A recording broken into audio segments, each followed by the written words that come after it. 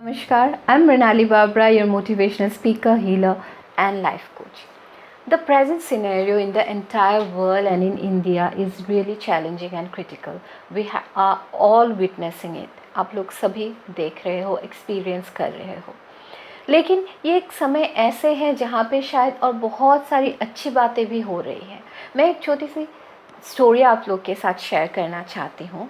एक बहुत ही बड़े ऋषि थे, गुरु थे. वो अपने शिष्य के साथ कुछ दिन जंगल में गए साधना में लीन होने के लिए.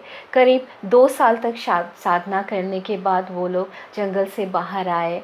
उनको थैंक करते हुए, ग्रैटिट्यूड ऑफ़र करते हुए कि इतने दिन साधना सफल करके तूने मुझे फिर से ये दुनिया में वापस लेके आया है. तो जब वो लोग जंगल से बाहर आए तो रात होने लगे थे, तो उन लोग को रहना था. तो थोड़े ही दूर में उन्हें दिखाई दिया एक घर, एक कुटिया. तो वहाँ तक वो लोग जाने लगे. वो शिष्य बोलने लगा गुरु को जाते हुए कि देखिए गुरुजी, हमने साधना की, ये साधना का फल हमें मिला है. देखिए निकलते ही हमें ये कुटिया मिल गए रात को रहने के लिए.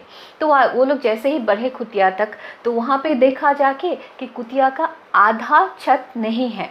तो वो शिष्य को बहुत गुस्सा आया कि हे भगवान, हम लोग 2 साल बिना खाए पिए, धूप बारिश कोई भी हाल में तेरा साधना में लीन रहे और तूने ये आधा छत वाला कुटिया हमें दिया है. लेकिन उनके गुरु तो मस्त है, जो भी मिला चलो सही, वो सोच के वो शिष्य सोने लगा. जैसे ही वो लोग सोए, आधे रात होने लगे तो बहुत ही ज़ोर से बारिश शुरू हो गए. तो वो शिष्य तो गुस्से से लाल पीला होने लग गया. उनको कंप्लेन करना शुरू कर दिया कि क्या ये दिन दिखाया तूने, 2 साल बाद में हम लोगों ने इतना कुछ किया, ये वो.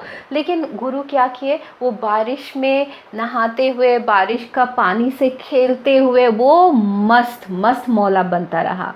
जब बारिश ख़त्म हुए, वो शिष्य अपने आप को रोक नहीं पाया. वो अपने गुरु के पास गया, जाके बोलने लगा, हे गुरुदेव, आप कैसे हो? इतने दिन साधना के बाद हमें अच्छा चीज़ मिलना चाहिए था. दुनिया का सबसे खूबसूरत चीज़ें हमारे पास होने चाहिए थी, लेकिन हमें क्या मिला? आधा छत वाला कुटिया, आधी रात सोते हुए बारिश. तो गुरु अपने शिष्य को बोलने लगा कि हे शिष्य सुन, निकलते ही मुझे ये आधा छत वाला कुटिया मिला. मैं धन्य मानता हूँ मेरा रब का, मेरा परमेश्वर का, कि मुझे ये कुटिया दिया गया. क्योंकि 2 साल मैं खुले आसमान के नीचे था, तो शायद एक बंद घर में मैं रह नहीं पाता, मेरा दम घुट जाता. और तूने कहा कि बारिश क्यों? अरे 2 साल तक तो हमने कुछ अपने नहाया नहीं, कुछ भी दिनचर्या नहीं बिताया. तो यहाँ आते ही देख, मेरे रब ने, मेरे परमेश्वर ने मुझे नहलाया, मुझे अपना दिव्य ये जो जल है उससे मुझे नहलाया, उससे मुझे स्वच्छ किया.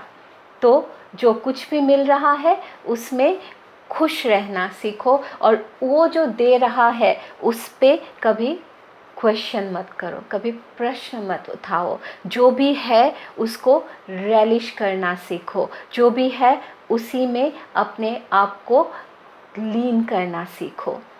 तो वो शिष्य को 2 साल के बाद वो सही ज्ञान आया. अपना गुरु को धन्यवाद किया, वो परमेश्वर को धन्यवाद किया कि हमें सही में वो ज्ञान मिला कि आप जो भी करते हो हमारे अच्छे के लिए करते हो, आप जो भी देते हो हम लोग के लिए वो बहुत ही सही रहता है. तो मैं कहना क्या चाह रही हूँ, ये सिचुएशन हम लोग बहुत नेगेटिवली, बहुत पैसिमिज़म के साथ, पैसिमिस्ट होके, बहुत सारे व्हाट्सएप में मैसेजेस को पढ़ के, न्यूज़ चैनल्स का हो सकता है, कोई टॉक शोज़ भी वो नेगेटिविटी को बढ़ा के हमें कहीं ना कहीं वो एक स्ट्रेसफुल सिचुएशन में डाल रहे हैं. और हम लोग, बहुत सारे लोग स्ट्रेस हो रहे हैं, स्ट्रेस ले रहे हैं. इतने तक बात आई है कि लोग डिप्रेस्ड हो रहे हैं, जो डोमेस्टिक वायलेंस है वो बढ़ रहे हैं, लोग फ्रस्ट्रेटेड हो रहे हैं.